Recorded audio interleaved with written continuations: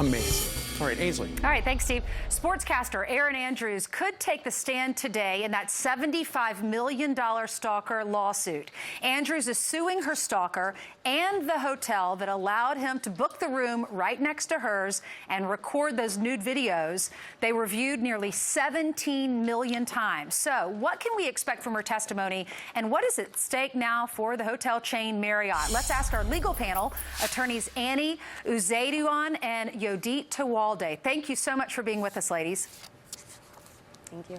Annie, I'll start. Thank you. Well, great for being with us. Annie, let me start with you. Does she deserve the $75 million, and what can we expect today? Well, she's not going to get the $75 million.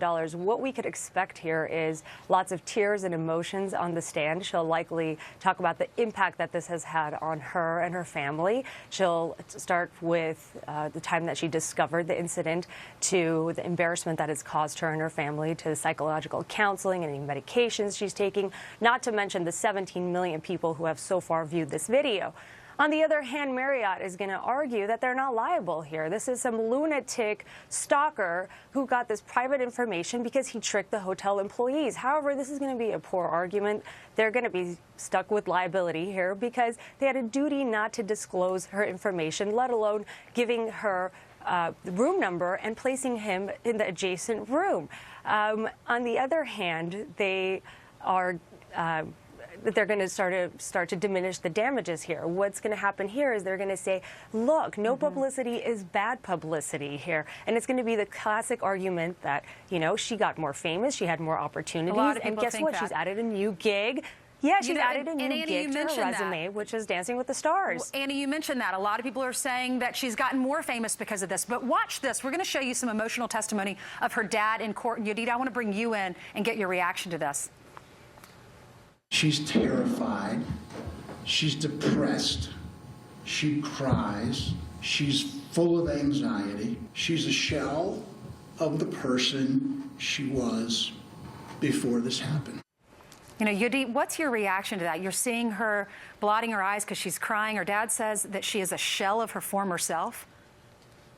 Absolutely. I mean, we have to understand that, sure, you know, she may have benefited from the situation, but what is the girl supposed to do? She has to bounce back from the situation. Does she need to be out of work and homeless in order to prove damages? So yes, when she gets on the stand today, she's going to talk about how she's tried to establish herself as a serious sportscaster, how she, you know, has wanted to be a sportscaster since she was a child, and how now this situation may define her from here on out. So at the end of the day, we have to look at what the hotel did.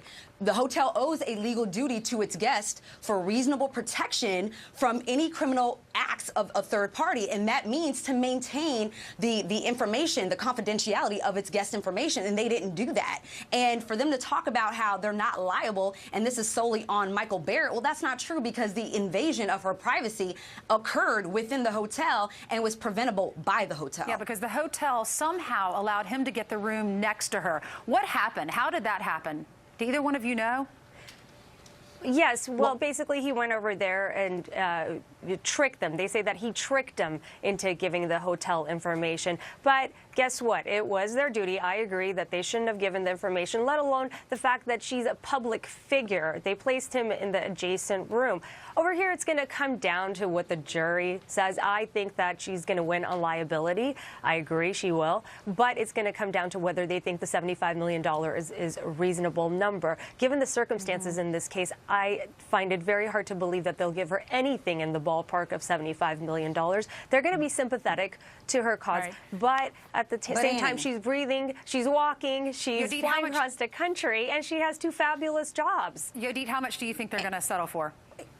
Honestly, I think they should actually pay out the entire amount, and this is why. We can't put a price on privacy. Privacy is paramount, and we are seeing that unfold publicly between Apple and the FBI. So we can't necessarily put a price tag on privacy. It's going to depend, like she said, like Annie said, on what the jury is going to perceive from her as she testifies. But understand that one of the jury members couldn't even watch her nude videos. They had to turn their head. She couldn't watch this is going to be interesting enough. She ended up leaving the courtroom because she couldn't watch it either.